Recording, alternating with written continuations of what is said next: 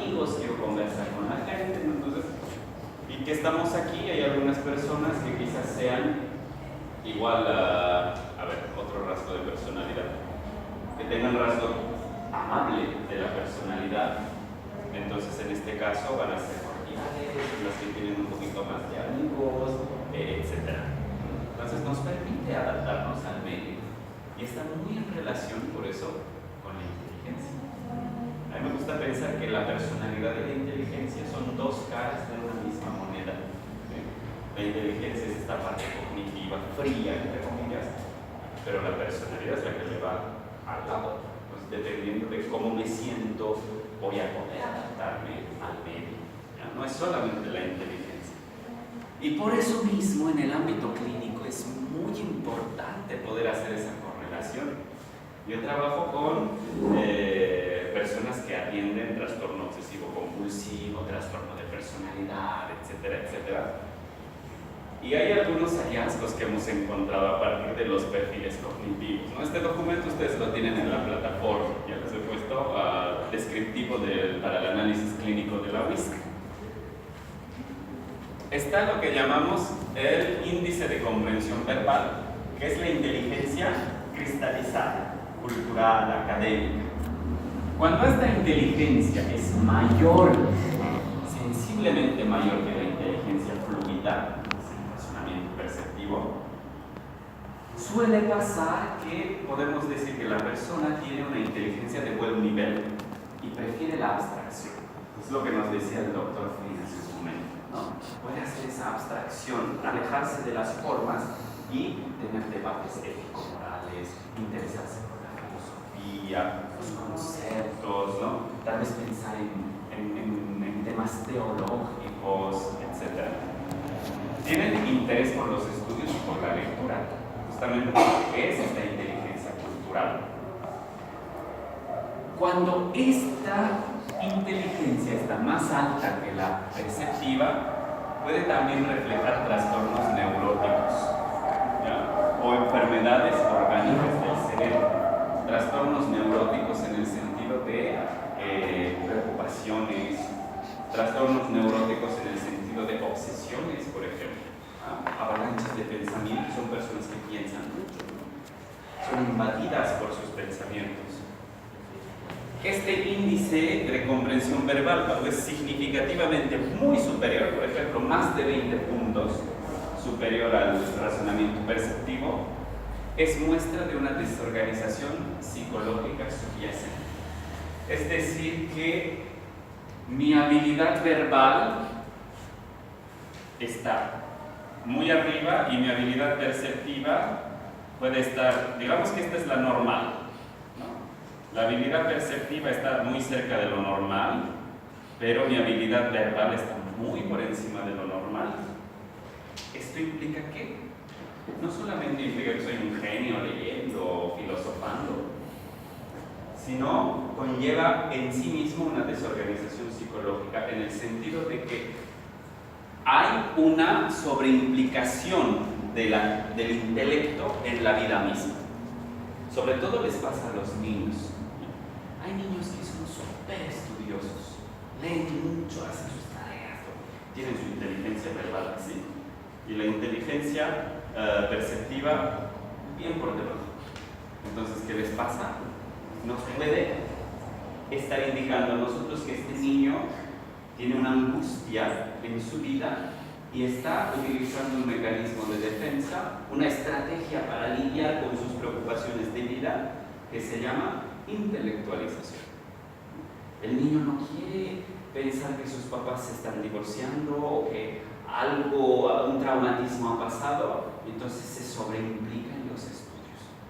Y esa sobreimplicación hace, obviamente, que su cerebro se estimule más en una área que sería esta intelectual y termina entonces siendo como un tapujo de una desorganización de la personalidad subyacente.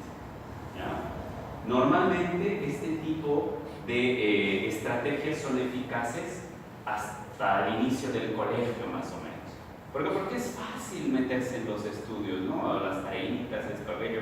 Luego avanzamos en la escolaridad y el contenido es más amplio, llegamos a la universidad, es más amplio y no es posible pasar todo el día estudiando, así que la intelectualización termina siendo ineficiente y se destapan los trastornos.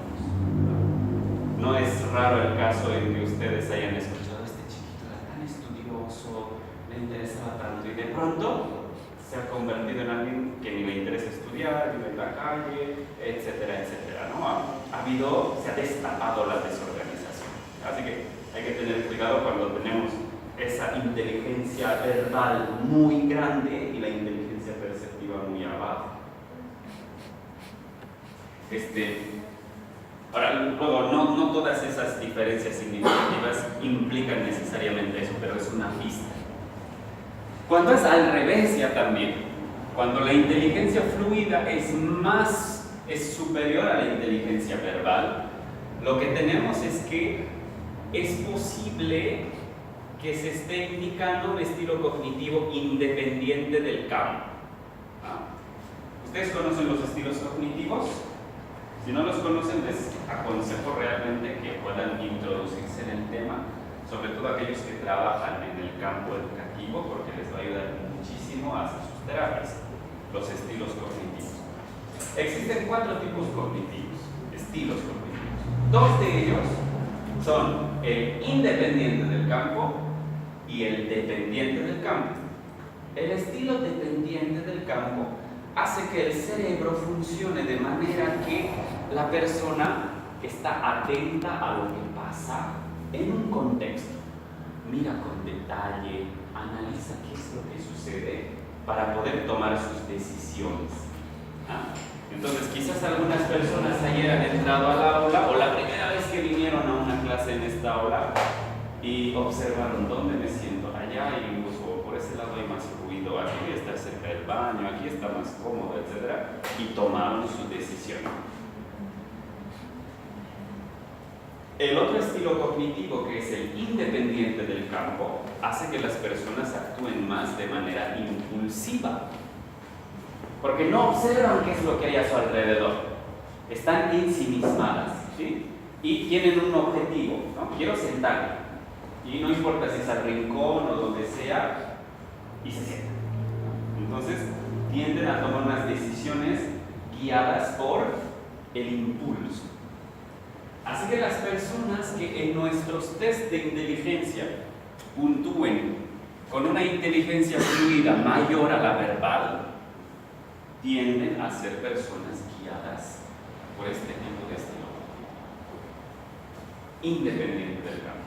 No consideran mucho lo que está pasando, son impulsivas, ¿no? Además, en los trastornos de aprendizaje hay una depresión del razonamiento perceptivo muy por encima de lo verbal, que tiene lógicamente tendencia a acentuarse.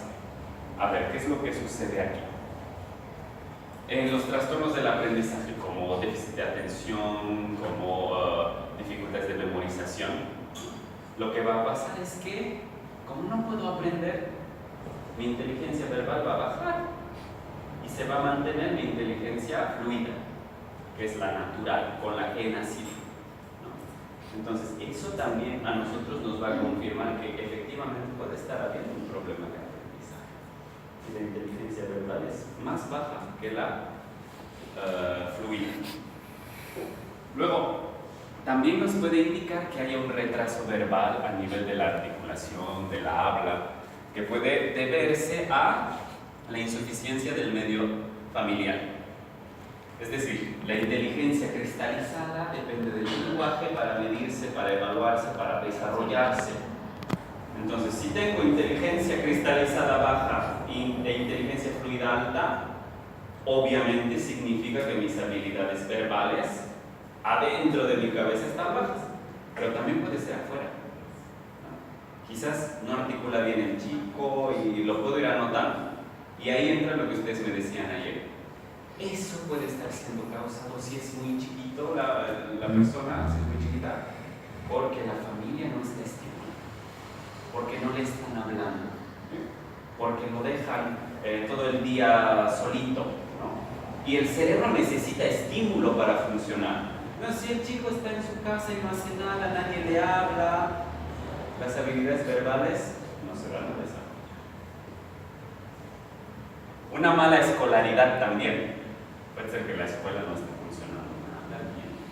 Entonces, si nosotros comprobamos que el niño es normal, es estimulado en su casa, etc., pero su inteligencia cristalizada está baja, podemos culpar un poquito a la escuela, ¿no? Que no están haciendo su trabajo con el chico.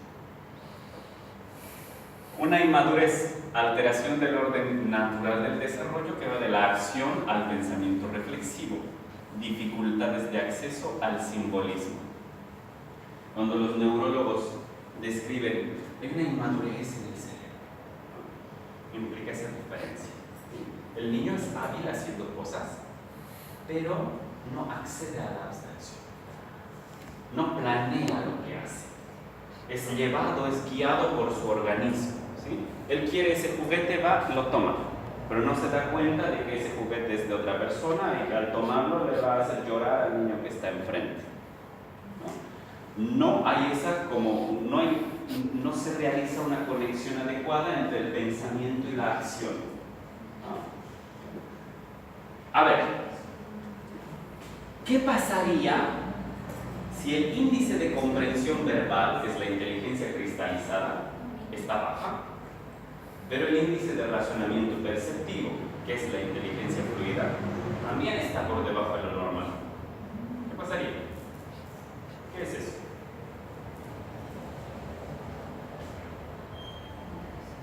Todos están bajos. Trastorno del desarrollo intelectual. Si las dos inteligencias están bajas, trastorno de desarrollo intelectual. Pero si una de las inteligencias está normal o está por encima de lo normal y la otra está baja, no es trastorno de deficiencia intelectual. Necesito que los dos estén bajos para que sea trastorno de desarrollo intelectual. Si están heterogéneos en su desarrollo, es que hay algo que no es la inteligencia, que está fallando y que está haciendo que la conducta inteligente, la adaptación, el aprendizaje, etcétera, etcétera, esté bloqueado. Y ahí necesitamos, sí, utilizar las herramientas que ustedes estaban señalando hace un momento. Si me doy cuenta que el niño está con puntajes bajos en pruebas de motricidad, entonces puedo profundizar eso, ver que dentro de todo lo que es la motricidad está mal, y eso voy a trabajar. En lugar de quedarme con desarrollo heterogéneo o falsamente detectar que está con trastornos de desarrollo intelectual. ¿Ya? Entonces, nuestro criterio básico es que las dos inteligencias estén bajas para hablar de deficiencia intelectual. El razonamiento perceptivo pronostica el futuro profesional y el razonamiento verbal permite el pronóstico del aprovechamiento escolar, ¿sí? Uno de sus colegas ahorita hablaba del test ABC. Este test ABC lo que hace es evaluar si el niño está listo para los aprendizajes y cómo le va a ir en la escuela. Entonces, si nos sale bajo en este test, podemos decir, este chiquito va a tener dificultades en aprender la lectoescritura, los numeritos, hay que reforzar, ¿no? Es como que ya nos muestra qué aptitud tiene para los aprendizajes. Está correlacionado con la inteligencia cristalizada, lo que aprendemos de la cultura. Y el índice de razonamiento perceptivo, que es lo fluido, si está elevado, lo que nos va a informar es acerca del futuro profesional. Ya les decía, nuestras personas tienen tendencia a escoger carreras relacionadas con las ciencias exactas. Nos puede indicar también problemas afectivos cuando hay una inteligencia fluida que está más alta que la verbal. ¿Por qué? Si lo verbal lo tengo bajo y lo fluido lo tengo alto, ¿qué pasa en mi mente con el lenguaje? ¿Me puedo expresar con todo lo que siento, con todo lo que pienso? Puedo vivir situaciones en mi familia y las voy a experimentar intensamente, pero no las puedo expresar. Y ahí empiezan, ¿no? Los desórdenes psicológicos, la rabia, la conducta desadaptativa. Tengo cosas que expresar que se están acumulando en el cuerpo que no soy capaz de decirlas porque no tengo la habilidad, no porque no quiera. Entonces ustedes no saben cuán felices se sienten los chicos cuando les decimos, ¿sabes qué?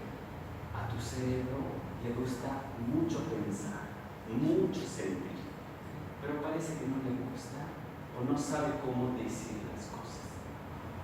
Y yo creo que tú eres una persona que sientes muchas cosas buenas, pero te cuesta decirlas a tus papás. Quizás algunas cosas te enojan. ¿Te pasa eso? Sí, ¿no?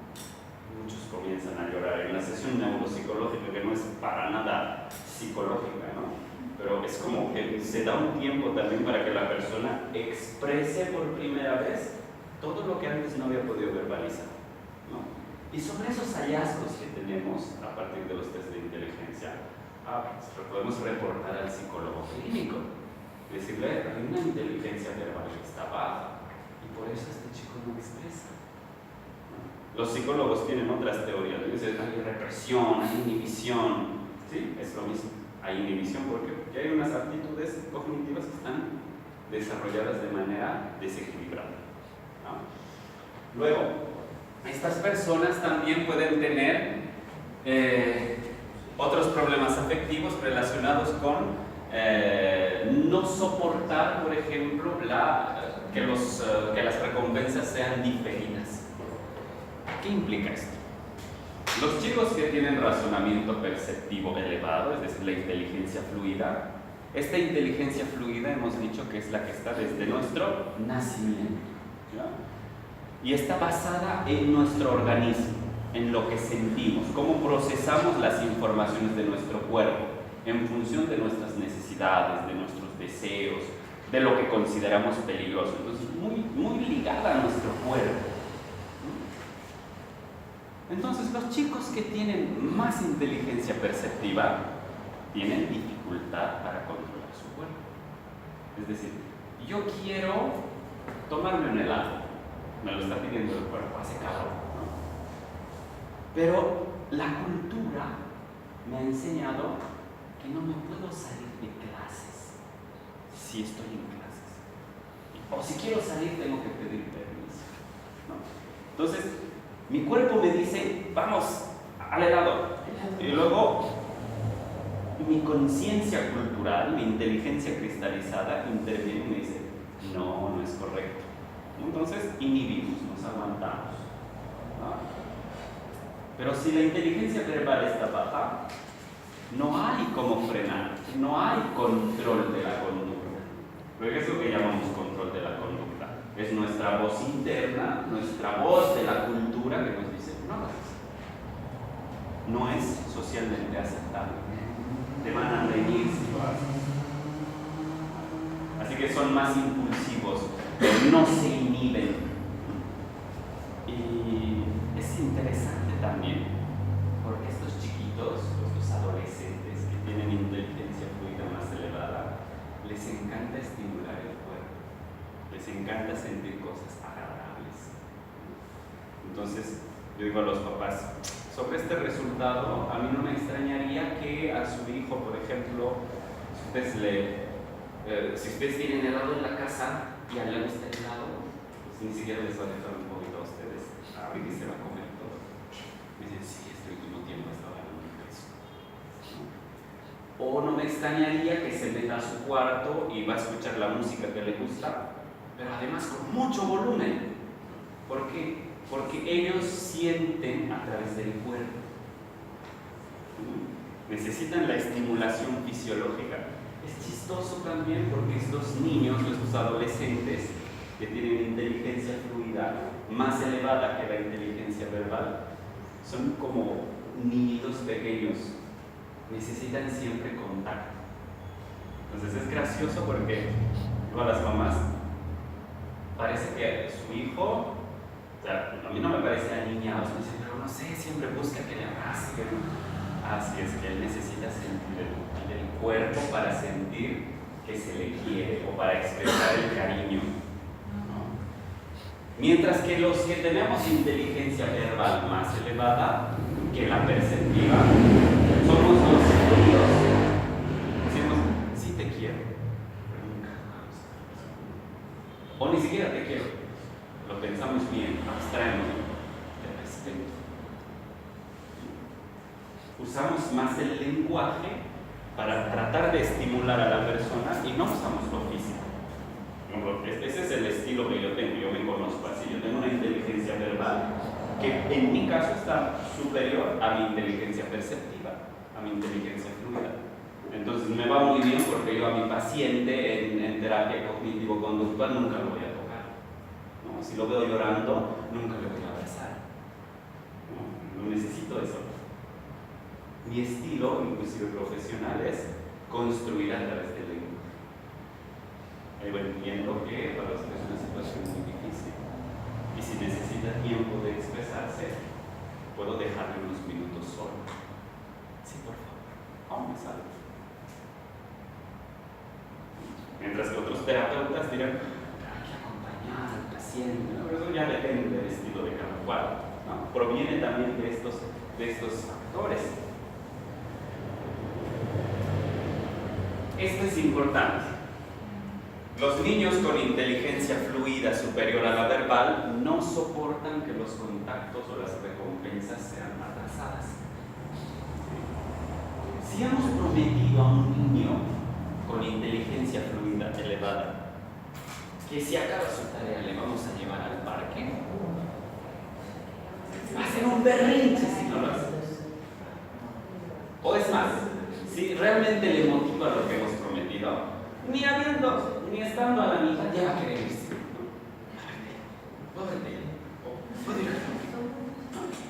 Porque ya le has hecho sentir lo que va a experimentar su cuerpo, ese placer, y quiere salirse.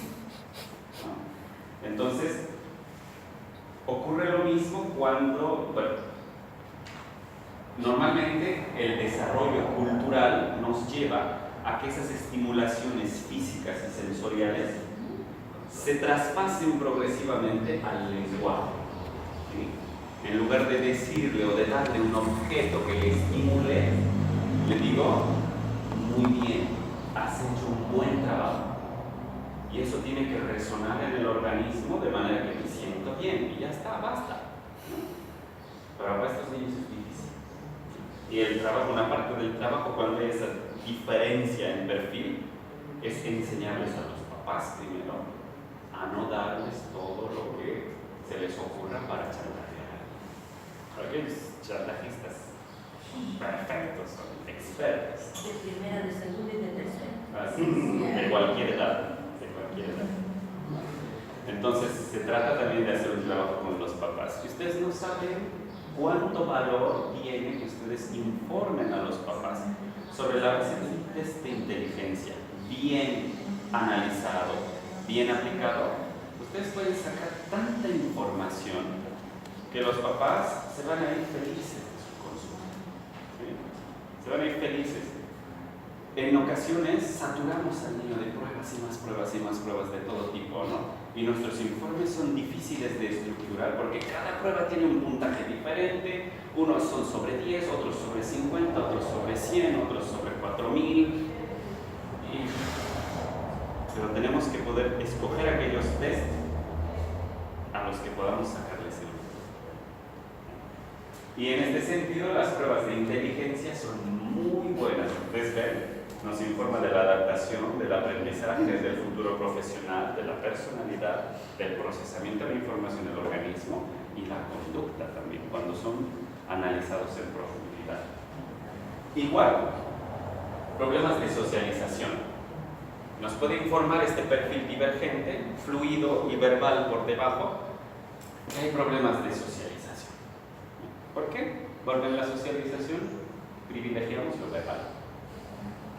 Entonces, un niño o un adolescente que tiene inteligencia fluida, que le gusta más sentir por el cuerpo, ¿qué va a hacer cuando quiera hablar con su compañero?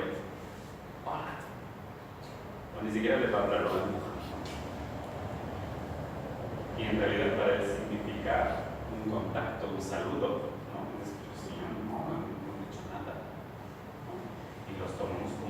comprensivos, qué sé yo. Obedecen, aquí este me encanta, si hay algún psicoanalista por aquí, obedecen al principio del placer más que al principio de realidad. El principio de placer es, voy a buscar lo que me gusta. ¿No? Quiero vivir estimulado con lo que me gusta.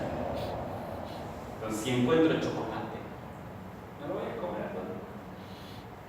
Si me gusta estar con mis amigos, me voy a ir todo el día con mis amigos. Obedezco el principio de placer. Y el principio de realidad es esa mi conciencia que me gusta aceptar eso. O no tengo que sobrar para mí, de verdad lo van a reír mis papás. Entonces, obedecen más el principio de placer. En una perspectiva clínica, nos puede informar también esta diferencia si lo fluido está muy por encima y lo verbal por debajo de un estado prepsicótico. Es decir, la persona no tiene contacto adecuado entre lo que piensa, entre lo que es y entre lo que hace. Está como dividida. ¿Sí? Entonces hace las cosas que hace un momento dijo que no haría. ¿Sí? Nos puede informar sobre todo en estados adolescentes, ¿no? Porque recuerden ustedes que las esquizofrenias surgen en la etapa de la adolescencia, ¿no? Antes de los 18 años. Así que si identificamos este perfil en una persona que tiene un pasado un poquito extraño, por ejemplo, que ha sido abandonado por sus padres, que eran alcohólicos, y a este niño lo han recogido de la calle, ha estado en un orfanato, qué sé yo, y a los 15 años evaluamos y nos sale este perfil, porque además es agresivo, tiene estallidos de rabia, parecen incontrolables, ¿no? Tiene una conducta un poquito extraña. Podemos ver, hay una diferencia, hay una gran probabilidad de que tenga en algún momento un brote psicótico. Y lo mismo vemos en los autismos, ¿no? La capacidad verbal muy baja, pero la inteligencia fluida puede estar normal. Por eso quienes trabajan con autismo dicen, no habla, no se relaciona, pero es muy es esa diferencia. La inteligencia cultural está baja, la inteligencia social está baja, la inteligencia natural está normal, o puede ser superior incluso, ¿no? Por eso muchos autistas son expertos memorizando números, acordándose de nombres, de fechas, pero eso no es tan cultural, es más memorístico. Ya.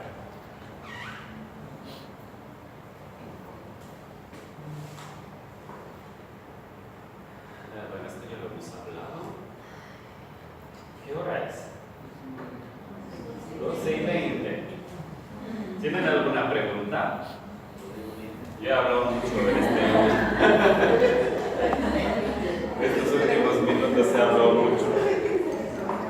¿Cuán útil y cuán confiable es medir la inteligencia a través de un test de Bender, a través de un test del dibujo de la figura humana, como el de Kopitz, como el de Goodenough, ¿no?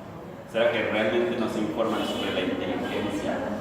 Porque los usamos mucho, ¿no? Yo conozco muchos psicólogos que usan estos tests porque son cortos en tiempo y los manuales ofrecen puntajes CI.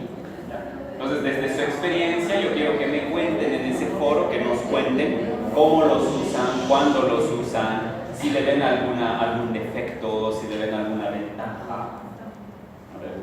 Nosotros en el área de fisioterapia no usamos nada. Ya. Lo que pueden hacer entonces es informarse sobre alguno de estos tests y dar su perspectiva sobre qué les parece. Si les parece que realmente es válido, porque quizás en algún momento van a trabajar con un psicólogo y el psicólogo aplica un test del dibujo de la figura humana y les dice, este niño tiene tal inteligencia. ¿Será que les va a servir de información para ustedes o pueden aportar dudas sobre eso? Porque su inteligencia les va a informar a ustedes sobre la capacidad de aprendizaje que tiene, de adaptarse, ¿no? ¿Cuál va a ser el objetivo de todos esos movimientos que regresan? ¿Cómo los va a utilizar?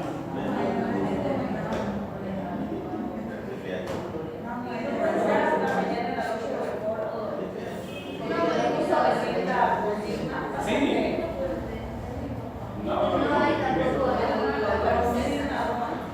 uy. Revisa, ¿no? ¿Será que